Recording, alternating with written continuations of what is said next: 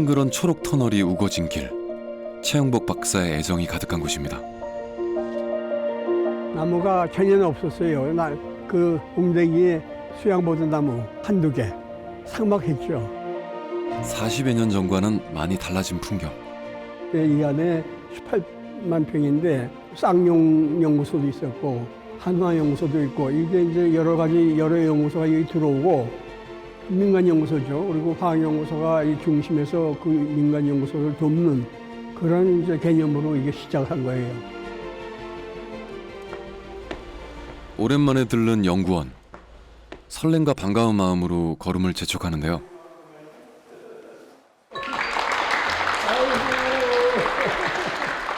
진심으로 환영해주는 고마운 후배들입니다. 아유, 장관님 오늘 일일 연구원이셔서 네, 가운 입고 돌아다니시면 됩니다. 네. 아유, 박사님 어서 오십시오. 원장님이 나와서 기다리고. 아, 당연히 제가. 네, 아유. 오랜만에 한번 오셨어요. 고맙습니다. 예, 감사합니다. 예. 그렇게 해드려서 미안합니다. 아예 아닙니다. 여기 저희 이제 부원장이시고요. 예, 연구소장이고. 뵙고. 예. 아이 고맙습니다. 이 학생들입니다. 새로 이제 석박사 과정이죠. 예, 어디 신약 부서예요? 네, 저희 연구실 학생들입니다. 원래 저기 장관님이 신약 우리나라 신약 선구자시니까 예. 따뜻한 환대에 미소가 번지는 최영복 박사. 그 며칠 전에 구글에 보니까 좋은 소식이 나왔대요. 아, 네, 열심히 해야 그 돼요. 뭐 100억을 예, 받았어요? 근데 100억 다 받으려면요. 예. 하여튼 기업에다가 확실한 생산기록까지 줘야 이게 돼요. 이제 해서 받는 총액이 100억 네, 정도인다 이거죠. 그렇습니다. 예. 예, 큰일 하셨어. 예. 예, 연구자들이 다 하신 거죠. 축하합니다. 아, 예, 감사합니다. 예. 요 다음번에는 아마 신약에서 큰 게 나올 것 예, 같습니다. 뭐 예. 신약에서 또 뭐 좀 나와야죠. 네.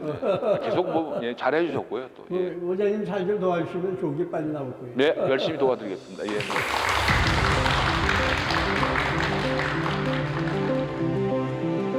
젊은 연구원들과 함께라서 그런지 최영복 박사도 힘이 넘쳐 보입니다. 그런데 최 박사님이 후배들에게 늘 당부하는 말이 있다는데요. 1986년에 석사를 마치고 이제 화학연구원의 소장님 앞에서 면접을 하는데 끼를 가지고 투지를 가지고 일을 하지 않으면 정부 출연연구소에서는 있을 수가 없다.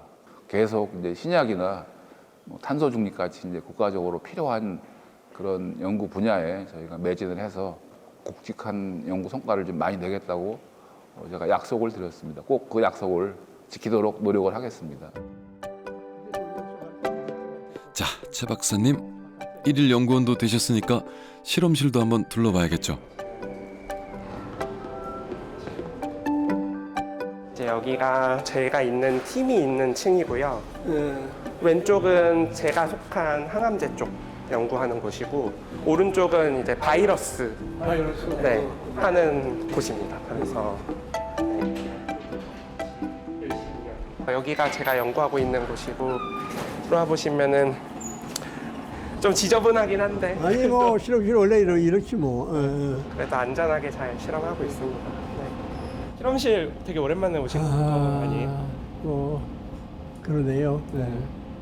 처음으로 이제 신물질 연구 시작할 때거든요. 그래서 이게 신물질 연구동으로 때 지은 건물이에요. 네. 신물질이면은 뭐 약 쪽인가요? 아니면 그 의약품도 있고 네. 또 한쪽에서는 농약. 농약? 예, 그래서 생리활성 물질 네. 이렇게 해서 뭐 총체적으로 연구를 그때 시작을 했죠. 예, 뭐참 힘들 때 맨 땅에 헤딩 한다는 얘기 있죠. 뭐 네. 그럴 때예요. 네.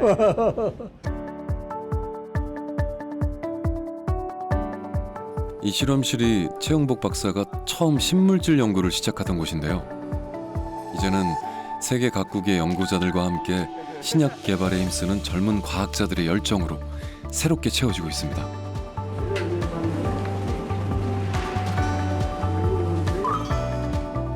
손잡버린 후배 연구자들을 격려하고 연구 프로젝트 얘기를 나누는 게 즐겁기만 한 원로과학자 최영복 박사.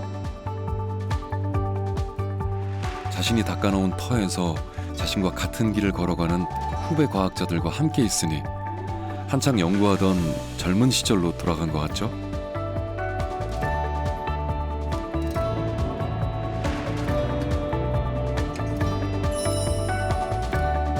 그렇게 한국화학연구원 실험실은 최영복 박사에서 최경민 박사로 세대를 뛰어넘으며 과학기술의 진화를 이루고 있습니다.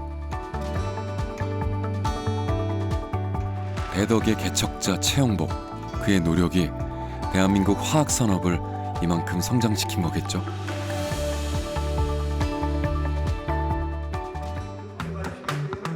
이제 원로과학자와 신진과학자의 대화를 들어볼까요? 그런데 재기발랄한 젊은 과학자는 다재다능한 매력을 뽐내는데요.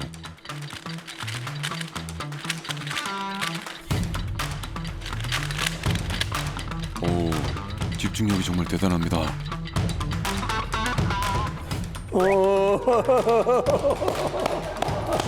대단해. 대단해.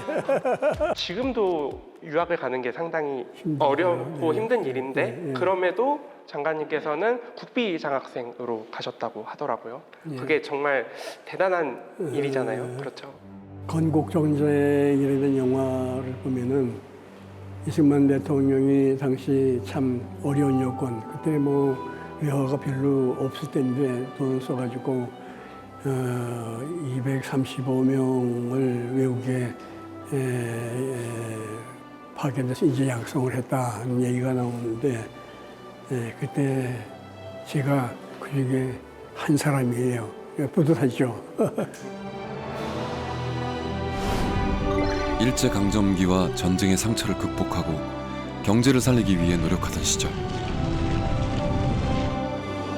국가 부흥을 위해 무엇보다 중요한 건 과학기술이었는데요.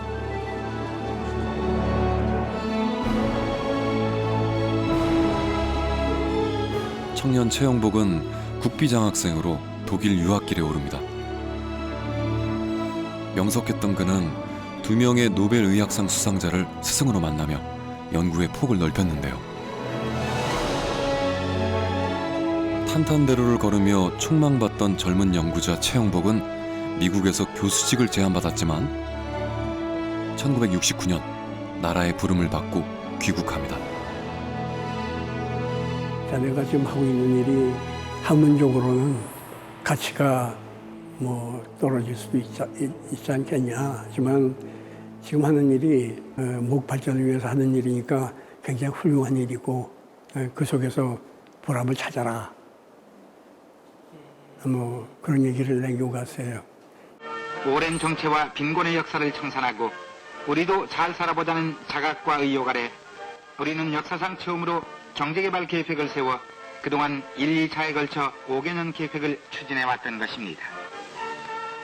경제개발 5개년 계획을 통해 화학산업의 기틀을 마련했지만 당시 우리나라 화학공업 기술은 수입 원재료를 희석하거나 배합해서 제품을 만드는 수준이었습니다. 내가 이제 69년에 귀국을 했는데 그때 울산의 석유화학 공업단지가 섰어요. 석유화학 공업은 상당히 그 부피가 큰 어떻게 보면 부가가치는 낮은 그런 화학 제품인데 그 분야를 개척해달라 하는 이제 무언의 제언이 있었죠. 우리나라 경제 정책의 중점을 중화학공업에 육성해 둔 정부 시책에 따라 울산을 중심으로 대단히 석유화학산업공단이 건설되면서 화학 연구 분야가 과학기술 전반을 이끌게 되는데요.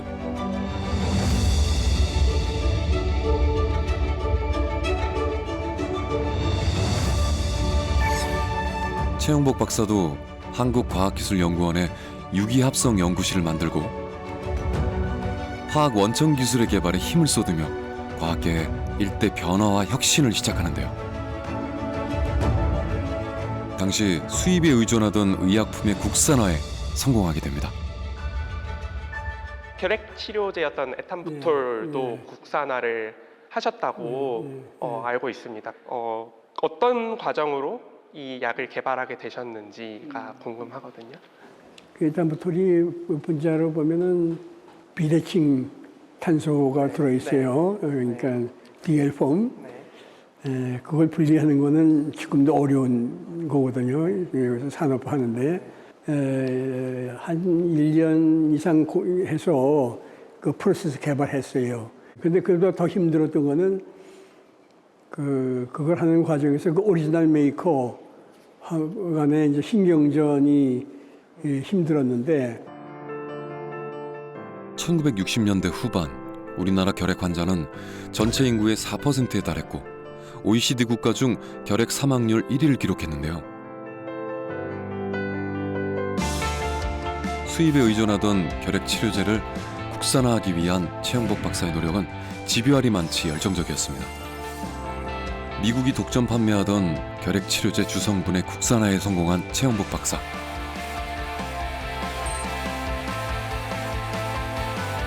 시력 장애를 초래하는 화학 물질을 제거한 후에 안전한 결핵 치료제 물질인 에탄부토를 만들었는데요. 국내 최대 규모의 현대식 의약품 주성분 생산 공장이 건설되며 의약품 국산화의 기폭제 역할을 합니다. 그리고 최영복 박사 주도하에 그의 연구실에서 구충제와 간디스토마 치료제도 국산화하는데요. 그 메벤다조를 합성했다 하는 얘기를 우리나라에 갖다 팔던 회사가 벨지움 얀센에 이렇게 통보를 하니까 벨지움 얀센의 반응이 그 무슨 그런 소리를 하냐. 그 한국이라는 나라에서 이런 걸 어떻게 만들겠냐. 우리나라는 그때 물질 특허가 없었거든. 프로세스 특허니까 그 사람들이 등록해 놓은 특허를 피할 수 있으면 만들어도 법에 저촉이 안 되잖아요. 그렇게 했으니까 소송을 해도 이길 수가 없죠. 대부분의 의약품 원료가 외국에서 고가로 수입되던 상황. 최영복 박사는 원료 의약품의 새로운 합성 프로세스를 개발해서 의약품 원료 국산화에 성공, 대량 생산 체제를 가능하게 하며 국민 건강 증진에 기여했습니다. 우리나라 화학산업은 더 많은 분야로 발전하고 대덕 화학연구소도 점점 연구 영역을 넓혀갔는데요.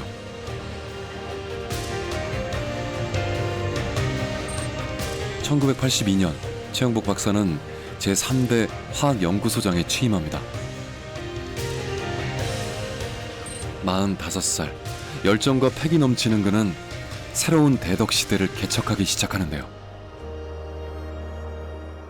듣기로는 여기 대덕 연구단지가 생겨날 당시에 인프라 구축하는데 굉장히 힘을 쓰셨다고 하는데, 그럼 처음 오셨을 때, 이곳 대덕 연구단지에 오셨을 때 상황은 어땠는지 좀 알려주실 수 있을까요? 제가 82년에 대덕에 왔거든요. 근데 그때 대덕 연구단지는 제 모습이 아니었어요. 연구소들이 논바닥 위에 이제 세워진 그런 상태여서 비가 오면 진흙 주성이고 장화를 신을 정도였어요. 그보다도 더 문제가 있었던 건 뭐냐면 해외에서 유치해온 과학자들이 정주 요건이 제대로 안 돼 있었어요. 첫째, 주택 문제가 그랬고, 둘째는 그 자녀들의 교육이 문제였죠. 심각해서 제가 이제 화학연구소 오니까 많은 사람들이 집을 꾸려가지고 수도권에 대학을 옮기는 그런 사태들이 벌어지기 시작하고 있었어요. 그래서 그때 이걸 어떻게 막아야 되냐. 연구자들의 이직을 막기 위해 주거 환경 안정화와 자녀들의 교육 여건 마련이 시급했는데요. 대덕 연구단지 기관장 협의회를 만들어 초대 회장을 맡으며 8년간 대덕 연구단지 활성화에 힘썼습니다. 연구원 주택조합을 이제 만들기 시작하는데, 신성동에 2,000세대, 약 2,000세대, 그다음 어은동에 3,000세대. 그리고 자녀들이 학교 문제, 시내에서 가장 그래도 유능한 교장을 제일 먼저 차지하겠다. 대덕 전체가 이용할 수 있는 수영장을 하자고. 골프장이 있습니다. 골프장. 예술 행사를 각 연구소가 지원을 해서 가서 볼 수 있게끔. 40여 년이 지난 지금도 감회가 새로운 최영복 박사. 나무를 지면서 나온 이제 지하실 파고한 흙을 갖다 메꿔서 평평히 만들고, 그러니까 저 웅둥이가 연못이 됐고, 이제 이 나무들 이렇게 심었는데 뭐 많이 자랐네. 저기 보이는 저 잣나무, 저런 건 그때 이제 내 키보다 작은 것들 주워다 심은 거예요. 근데 참 좋잖아요, 이런 산이박 있으니까. 그의 애정과 노력으로 연구자들에게 좋은 환경이 된 대덕 연구단지. 아름다운 조경 덕에 많은 이들이 찾고 있습니다. 안녕하세요. 연구원들 자녀입니다. 네, 맞아요. 우리 엄마랑 아빠는 연구소가 2층이에요. 자랑스러워. 네? 수고하세요. 환경도 잘 가꾸고. 최 박사님, 여기서 무슨 연구를 시작하셨나요? 여기 와서 신물질이라는 연구를 시작을 하게 되고, 정부가 여기다 엄청 돈을 투자했어요. 그래서 만든 이제 독성 연구 실험도, 또 의약품 약효 검증하는 실험도. 정부의 적극적인 투자와 함께 최영복 박사의 신물질 창출 연구도 탄력을 받는데요. 연구동을 하나하나 세우고 화학연구원의 외형을 확장하면서 그는 새로운 시도를 합니다.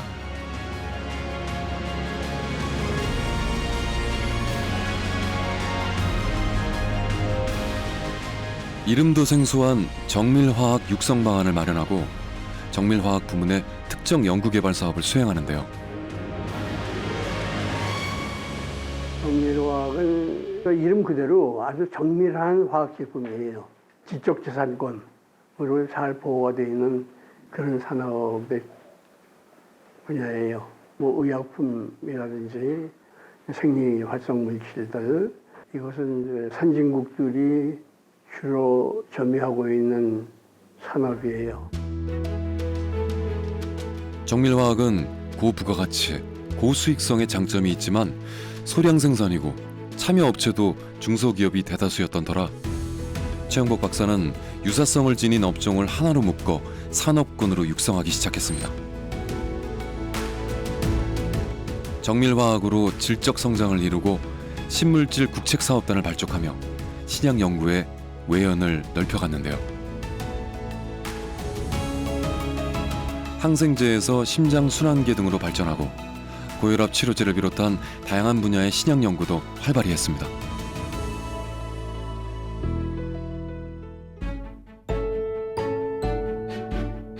다양한 분야의 신물질 창출을 위해 최영복 박사는 유능한 연구자들을 대덕으로 유치하기 시작했는데요.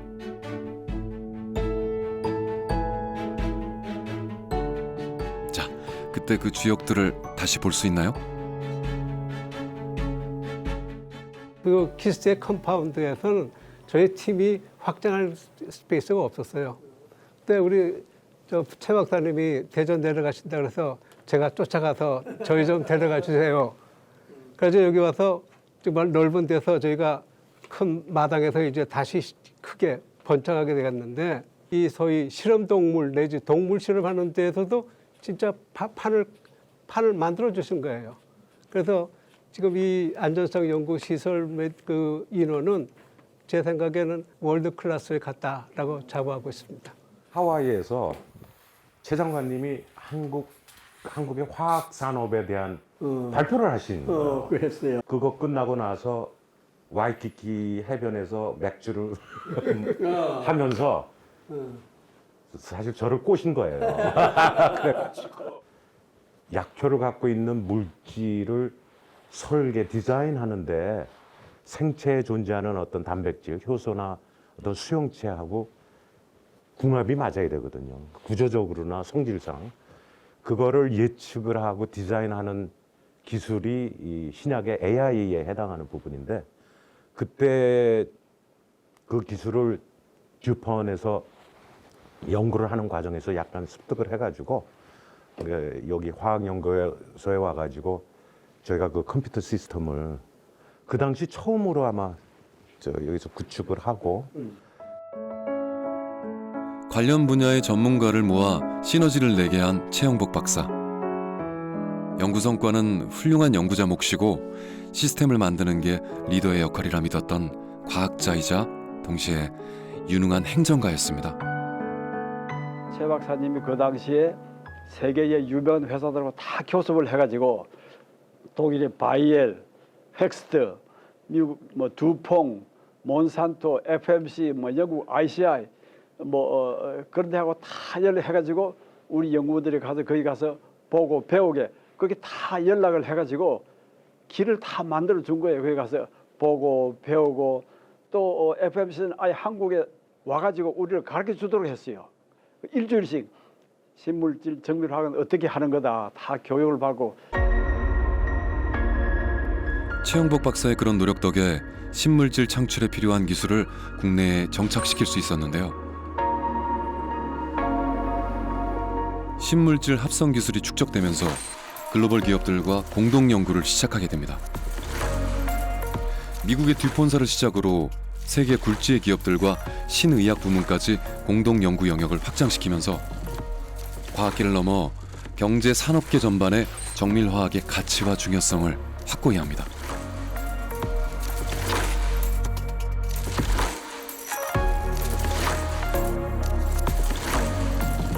그리고 그는 또 다른 시도를 하는데요. 17년대 대한민국에서 이제 물질 특허를 수용을 하게 됐어요. 수용을 하게 됐는데 그 중간에 물질 특허를 대비하기 위한 방안이 뭐냐, 뭐 손 놓고 있을 때죠. 그 전에는 전부 다 카피, 키스에서 전부 다 카피. 그때 그 아이디어를 사실은 지금 돌이켜 그때 생각해보면 우리 최 장관님도 사실 뭐 해본 적이 없는 길을 그때 시작을 하신 거 아닙니까?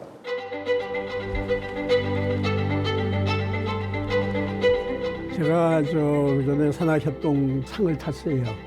상을 탔는데 상을 탄 기금을 연구소에다가 제공해가지고 우수 논문 발표한 사람은 상을 주고 있어요. 그동안 우리들이 한 일들이 잘 계승이 돼서 국가발전에 기여할 수 있으면 하는 바람이 있죠. 네.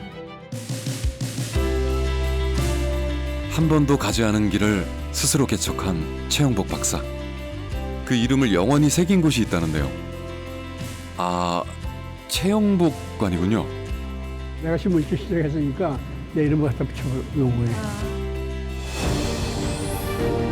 최영복 박사는 2002년 과학기술부 장관에 취임하며 대한민국 과학계의 수장이 됩니다.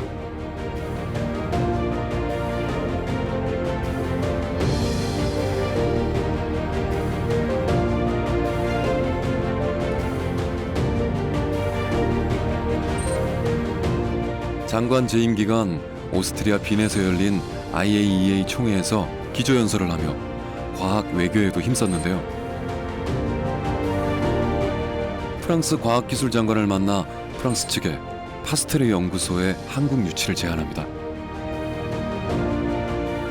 그렇게 프랑스와 과학기술 교류 협력에 힘써 한국 과학자로 프랑스 최고 훈장인 레종 도네르를 받습니다.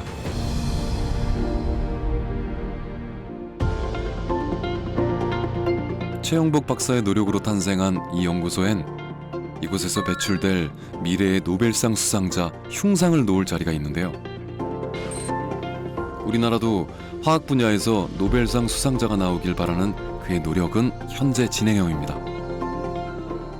화학 분야에서는 새로운 물질을 만들어야 되는데 새로운 물질도 남의 물질을 좀 모방해서 새로운 물질을 만드는 단계가 있고 그 다음에 완전히 새로운 전문용어로 말하면 파괴적 혁신, 세상에 처음 시도되는 그런 새로운 물질이 있어요. 파괴적 혁신을 통한 신약 개발에 꼭 성공해서 제3세계를 돕고 싶은 원로과학자 최영복. 혈액 같은 경우에는 전 세계에 환자가 한 5억 명 정도 되는 거 굉장히 코로나 이상으로 무서운 질병인데 그런 것들을 지금 해결하기 위해서 이 허가 임상이 이제 올해 시작이 될 예정이고요. 허가 임상 시작이 되면은 한 2, 3년 안에는 허가가 나서 이제 시판 허가. 네네 시판 허가가 나서 한국에서는 이제 최초로 이제 혁신 신약이 허가가 나고 그게 이제 제3세계를 도와줄 수 있는 신약이 허가가 나는 것으로 계획이 되어 있습니다. 전 인류를 질병으로부터 해방하는 신약 개발. 그 꿈을 이루기 위해 최영복 박사는 지금도 현역 과학자입니다. 이제 연구를 갓 시작한 신진 연구자에게 선배 연구자로서 해주시고 싶은 말씀이 있을까요? 그러니까 지금 우리가 반도체, 자동차 잘 팔아서 그거 가지고 선진국이라고 할 수는 나는 없다고 보거든요. 많은 분야의 새로운 이제 그 산업이 발전을 해야 되는데 이것을 견인하는 거는 역시 연구소고 연구자다. 사명감을 가지고 일하는 것이 중요하지 않겠나. 국가의 부름에 귀국해 60년 동안 과학기술 인프라를 만들며 도전해온 삶. 그가 걸어온 발자취는 국민의 건강을 지키고 대한민국 경제를 살린 역사가 됐습니다. 광야에 과학의 꽃을 피운 개척자. 그 이름은 최영복입니다.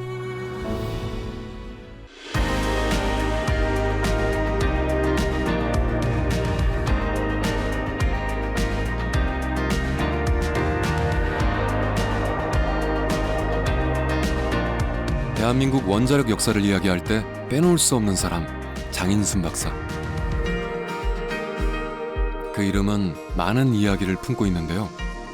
그의 인생이 오롯이 담긴 곳을 오랜만에 찾아왔습니다. 아이고 어서 오십시오. 네. 아유, 오시면 고생하셨습니다. 귀한 세월. 친정에 오신 거죠? 네, 오랜만에 왔습니다. 네, 아주 큰 환영드립니다. 네, 감사합니다. 그래서 건강하시죠? 네. 네. 자,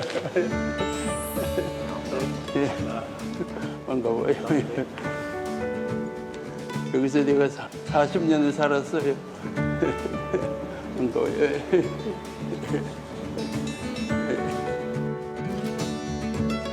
한 사람 한 사람 손을 잡으며 가슴이 뭉클해지는 순간입니다.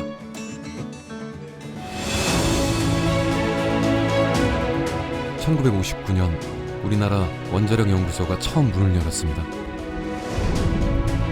3년 만에 연구로를 가동하며 원전 수출국으로 성장하기까지. 그 배경에는 장인순 박사가 있었습니다.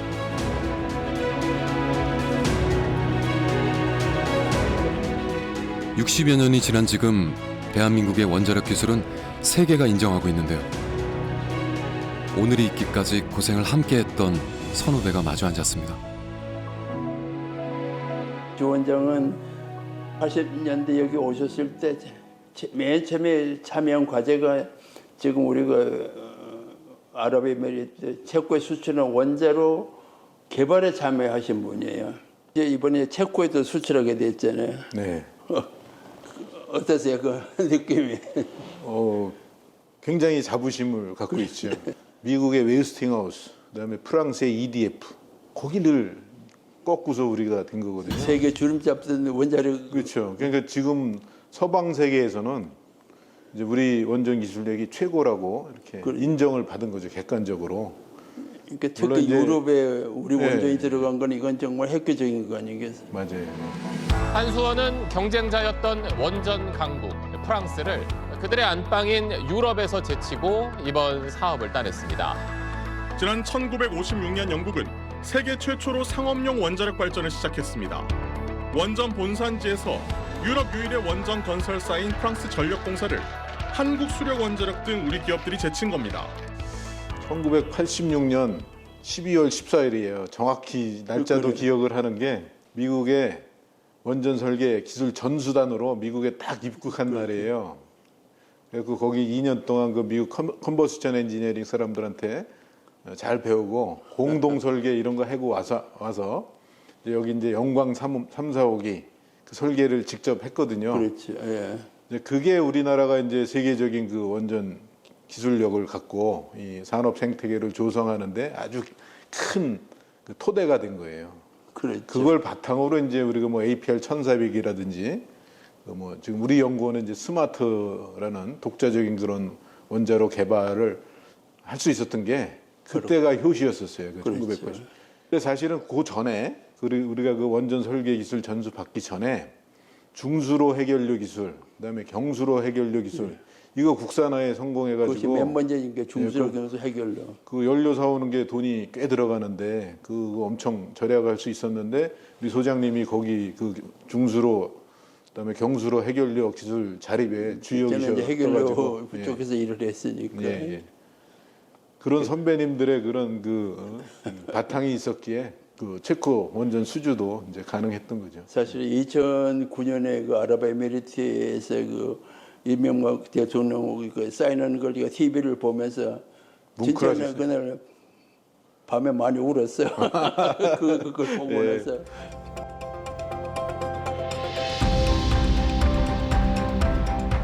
우리 기술로 설계 제작된 영구형 원자로 하나로는 세계에서 가장 활발하게 운영되는 영구형 원자로로 평가받고 있습니다.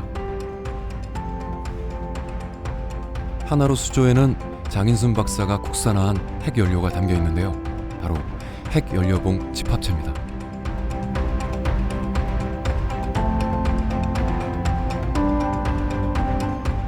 핵에너지의 원료가 되는 우라늄은 핵연료봉 안에 안전하게 밀봉돼 있고,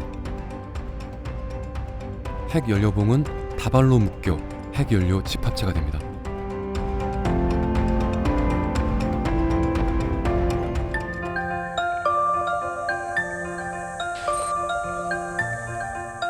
한국원자력연구원 진입로에 조성된 원자력과학공원에는 핵연료 집합체 조형물이 전시돼 있습니다. 그래서 장인순 박사에게도 의미가 깊은 곳인데요.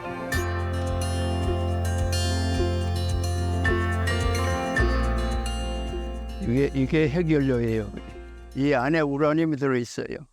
우라늄이 들어있는데 중성전을 맞으면 여기 열이 나요.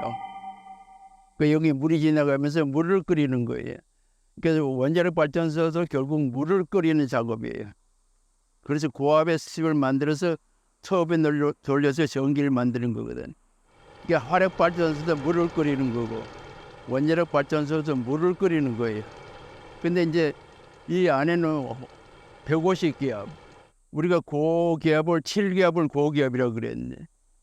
그 150기압이면 우리가 상상도 못하는 압력이야. 그런 고온 고압에서 견디도록 핵연료 만들어야 돼. 이 핵연료가 깨지면 방사능이 밖으로 노출이 돼요. 그래서 이 안전한 핵연료를 만드는 것이 가장 어려운 일이에요. 제가 했던 일은 이것을 만드는 거였었어요. 저는 핵연료 국산화 책임자였어요.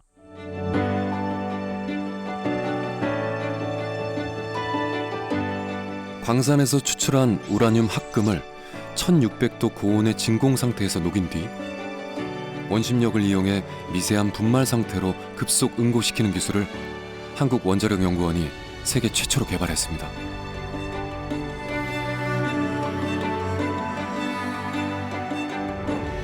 핵연료 국산화 사업의 필수 시설인 우라늄 정년 전환 시설이 준공되면서 핵연료 국산화도 탄력을 받고 1984년 8월 마침내 국산 중수로용 핵연료가 최초 출하되면서 월성 원자로에 장전됩니다.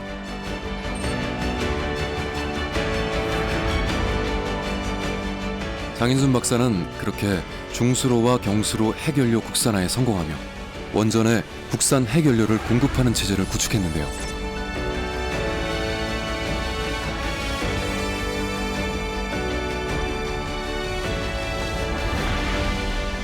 그가 10년 동안 매달려온 연구 결실은 한국의 원자력 기술을 당시 세계 6위에 올려놓으며 우리나라 원자력 연구에 중추적 역할을 했습니다.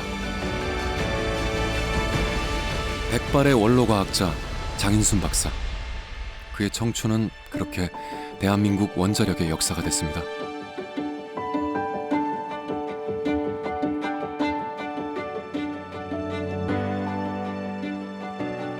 삼촌 핵물질을 만들고 살았으니까 괴산에서 그 우라늄 광이 있어요. 아주 세계에서 가장 질이 나빠. 정말 나빠. 그거 갖다가 핵연료 추출해서 월성 핵연료 월성 발전소 우리 공급까지 했어. 발전소에 들어가서 경수로는 3년 이상 태워야 돼. 3년. 그 정수로는 1년 태우고 바꾸니까 뭐 별로 어렵지 않은데 3년 동안 사고가 없이 타야 돼. 그래서 그 해결을 만드는 그렇게 쉽지 않아요. 앞밴다운, 앞밴다. 모든 일을 한꺼번에 스무서가 되는 일이 없어. 새빛 연료 과학동이 준공되면서 핵연료 국산화 기술은 하나로와 한국 표준형 원전에도 적용되며 기술 고도화 시기에 이릅니다.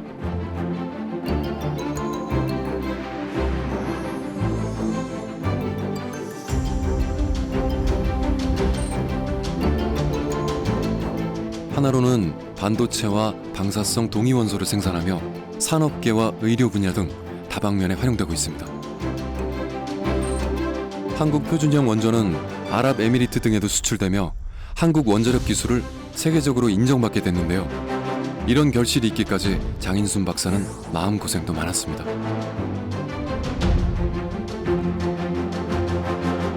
사실 이제 핵연료를 만들어서 원자로에 넣으면 적어도 1년이 기다리잖아요. 그 결과를 보려면 1년 내내 불안한 거예요. 저게 잘 타고 있는지 제대로 되고 있는 건지. 그 이제 1년 후에 이제 핵연료를 꺼내서 해보니까 이거 it's okay. 잘 됐다. 그때서 안심을 하는 거예요. 그래서 우리가 성공을 했구나 하는 거죠.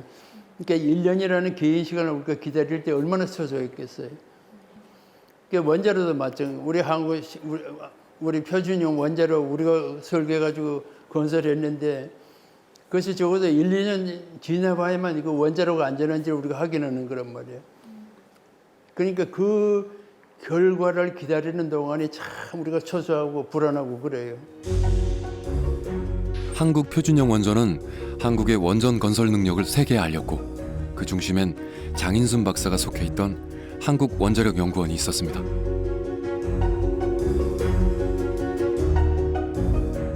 우리 원자로를 갖는다는 것은 엄청난 거거든요. 남의 기술을 가지고 원자로를 구했으면 적어도 수천억을 돈을 줘야 돼. 근데 우리 원자로를 갖는단 말은 우선 첫째 긍지가 있죠. 우리 원자로를 가졌다는 자부심. 그리고 해외 주는 돈이 절감이 되잖아요. 그리고 그 원자로를 우리가 해외 수출할 수 있는 길이 또 열리는 거예요. 그러니까 우리 한국 브랜드의 원자로를 갖는다는 것은 굉장히 큰 의미가 있어요. 그리고 그것은 원자력 식민지에서 독립된 것을 표시하는 거지. 남의 의존하니까 우리 힘으로 할 수 있다. 그러니까 엄청난 거죠, 그거는. 왜냐하면 전 세계에서 원자로를 스스로 지을 수 있는 나라는 몇 나라 안 되니까.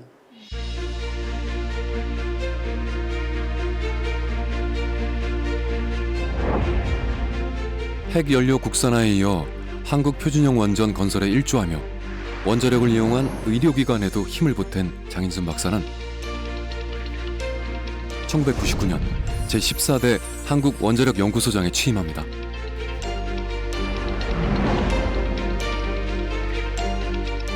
국내외에 한국 원자력의 안전성과 우수성을 널리 알리기 위해 노력한 장인순 소장.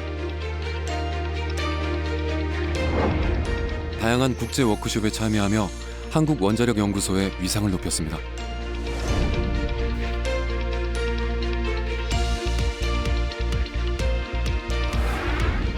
그리고 제15대 연구소장에 연임하면서 우리나라 최초의 원자력 협동사업단지인 대덕 원자력밸리도 준공하고 대덕을 대한민국 원자력의 중심지로 만들었습니다.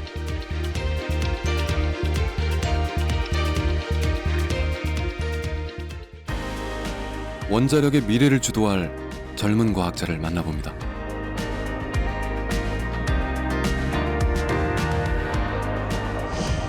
신소재공학과에서 세라믹 소재 공정으로 박사학위를 받고 연구원에 들어오게 되었습니다. 현재는 원자력 발전의 연료가 되는 우라늄 산화물 핵연료 소결체 관련 연구를 수행하고 있고, 특히 최근에는 안전성을 필두로 한 사고저항성 핵연료와 각광받고 있는 SMR용 핵연료 관련 연구에 참여하고 있습니다. 원로과학자와 신진과학자의 대화를 들어볼까요? 소장님께서는 그 유학이 어려운 시절에 해외에서 공부를 하시고 또 한국으로 돌아오시게 되었는데, 그때 귀국하실 때 어떤 마음이셨을까요? 사실 내가 이제 불수학을 공부를 해서 원자력 2년이 됐지만 사실 핵연료가 뭔지도 모르고 왔어요. 저하고 일을 6사람을 젊은이들 주더라고요. 근데 6명의 연구부가 1년에 얼마인 줄 아세요? 980만 원. 지금 그 그룹에 지금 100억을 쓰는 그룹이었어요. 근데 980만 원이었어요. 그래서 이 실험실에 들어가니까 사과개짝을 덮어놓고 거기다가 그거에 비닐로 덮어서 그게 연구 실험대였어요. 정말 앞에 캄캄했어요. 섬에서 가난하게 자란 소년 장인순. 도시락 한 번 못 사주던 어머니지만 아들의 꿈은 누구보다 크게 키워주셨는데요. 캐나다에서 박사학위를 받을 때까지 그를 지탱한 건 바로 어머니였습니다. 제가 60권에 유학을 떠날 때 우리 어머니가 백불교하고 태극기 한 장 주셨어요. 사실 그런 얘기 있죠. 과학은 국경이 있어도 과학자에게는 조국이라는 게 있어요. 그래서 언젠가는 이 민족, 이 국가를 위해서 공헌할 수 있는 그런 마음가짐. 지금 최근에 내가 이런 말을 써요. Atoms for Humanity. 지금 원자력을 하는 이유는 기후변화를 막을 수 있는 유일한 방법이고, 그래서 그것을 인류의 애라고 보는 거예요. 그래야만 인류를 구할 수 있어. 이 기후변화로부터. 그 역할을 원자력이 해야 되고, 그 역할을 원자력 연구소가 하자, 이런 뜻이에요. 그래서 책임이 무거운 거예요. 그 어마어마한 책임을 지고 있는 거예요. 오늘은 대전환 시대의 대한민국 미래 에너지 정책을 주제로 한 포럼에 참석했는데요. 원자력 에너지에 대한 그의 열정과 관심은 여전히 뜨겁습니다. 천연가스 LNG 값이 보통 지금 한 11불 정도 하는데 5불, 6불 때까지 떨어졌다가 러시아 우크라이나 사태 직후에는 80불까지 올라갔습니다. 그래서 굉장히 큰 위기를 겪었고, 특히 에너지 자립도는 저희가 이제 원전하고 신재생을 포함을 하더라도 에너지 자립도는 한 20% 정도밖에 안 된다는 점 말씀드리겠습니다.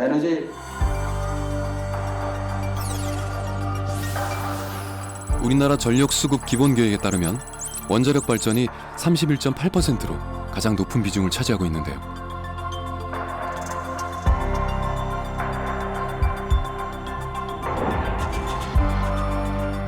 2038년 전력발전 비중 계획에도 무탄소 에너지가 70%를 차지하는데 그 중심에 원전이 있습니다.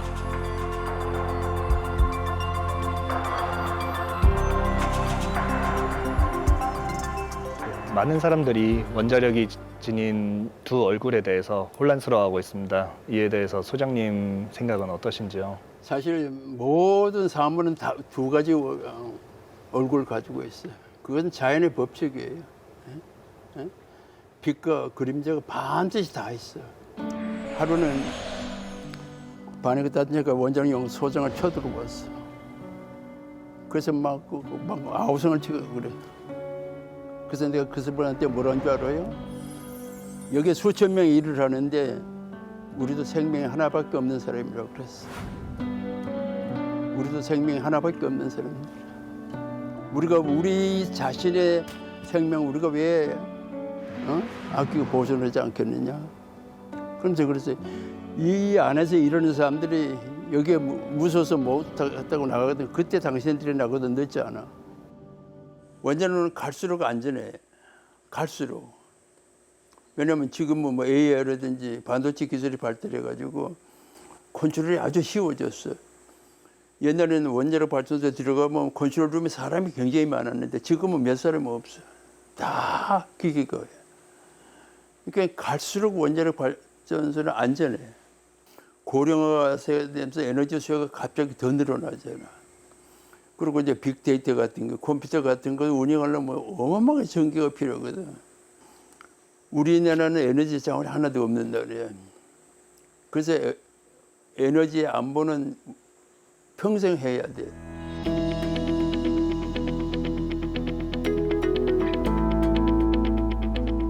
오늘은 장인순 박사와 원자력계 원로들이 함께하는 독서 모임이 있는 날.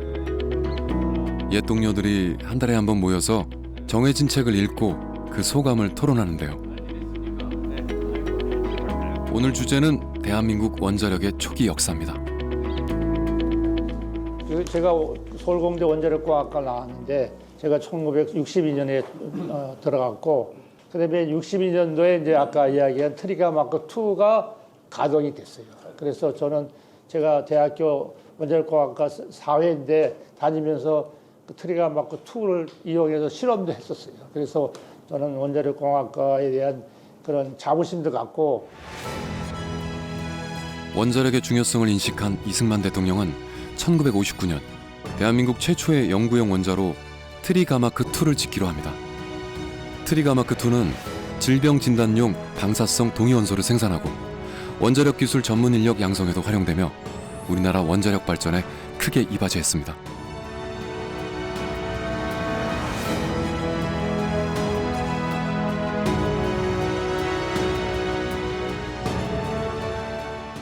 (2009년에) 처음 해외 수출했다고 그럴 때는 뭐 아시겠지만 이게 꿈인가 생신가 그랬어 진짜 내 개인적으로 하던 일이 이렇게 대외적으로 인정받았다는 게 너무나 놀랍고 진짜 설레가지고 믿어지지가 않더라고. 꿈인가 생신가. 그랬는데 15년이 지났어요. 그러고도. 그리고 이제 지난 7월 17일 날 그 체코 수상이 발표한 그 내용을 보면 올 것이 왔구나. 이제 우리 후배들이 제대로 준비를 한 거야. 제대로 준비를 해서 놀랍게도 정말 제2의 해외 우리 원자력 발전소 수출을 이제 곧 계약까지 하게 될 모양인데 어마어마한 일입니다, 사실 이게.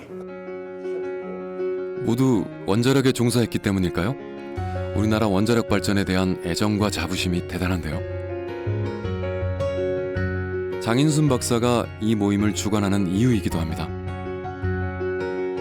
연구원에서 원장님 하실 때 내가 부원장을 해가지고 모시고 있었고 그래서 잘 아는데 뭐 철두철미합니다. 지금까지도 연세가 많으신데도 아주 많은 사람들이 원자력의 대부라고 얘기를 합니다. 그 정도로 구심점이시고 그래서 앞으로도 그렇게 해 나갈 겁니다.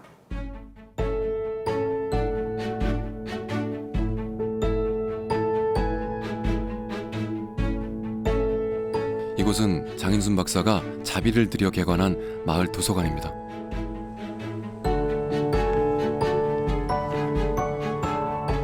(9,000 권에) 달하는 다양한 장르의 책들이 있는데요. 마음에 드는 책은 가져갈 수도 있답니다. 그림 아니지? 그림이야. 그림이라고? 프린트를 한 거. 아, 그림이네. 그의 좋은 취지에 사람들이 동참하면서 책과 그림의 기부가 이어지고 있습니다. 그런데 이 도서관만의 특별한 시간이 있는데요. 바로 관장님과의 대화. 오늘은 어떤 얘기를 하실지 궁금한데요. 공부는 엉덩이를 하는 거라. 그 재능이 뭐냐고 내가 물어봐. 재능이라는 것이 IQ 150이 아니고 노력하는 거거든.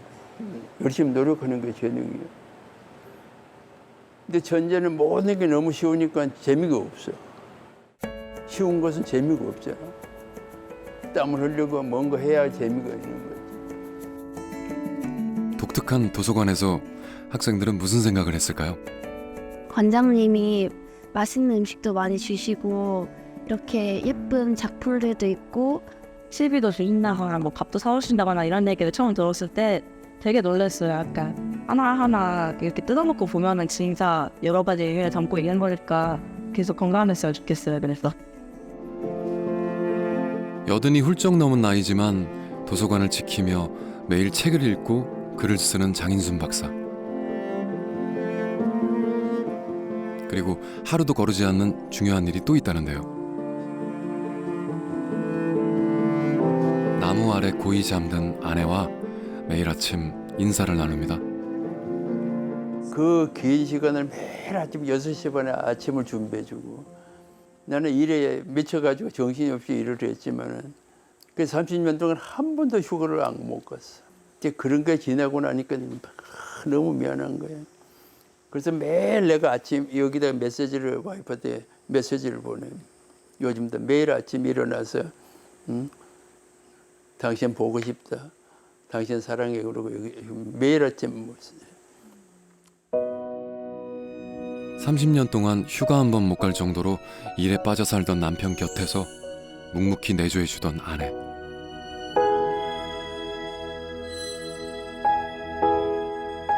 장인순 박사가 원자력 에너지의 개척자로 살 수 있었던 원동력은 바로 가족의 사랑과 배려였습니다. 마지막으로 우리나라의 후배 과학자들에게 해주고 싶은 당부의 말씀 한마디 부탁드립니다. 우리가 국산화 해결료가 100점이라고는 보지 않아. 이제 그 나머지를 우리 이제 젊은이들이 100점짜리 해결료를 만들어서 이제 세계에 우리가 내보낼 그런 책임 있는 사람들은 더 꾸준히 열심히 하세요. 그래서 언젠가는 이 민족, 이 국가를 위해서 공헌할 수 있는 그런 마음가짐으로 연구를 해줬으면 좋겠다 하는 부탁을 하고 싶은 거예요. 아들 유학길에 태극기를 주던 어머니. 그런 어머니 뜻을 따라 조국의 에너지 자립을 위해 평생을 바친 장인순 박사. 그의 열정 덕분에 우리나라는 원자로를 수출하며 미래 에너지를 선도하는 국가가 됐습니다. 원자력 에너지를 국산화하며 우리 삶의 질을 높여준 개척자. 그 이름은 장인순입니다.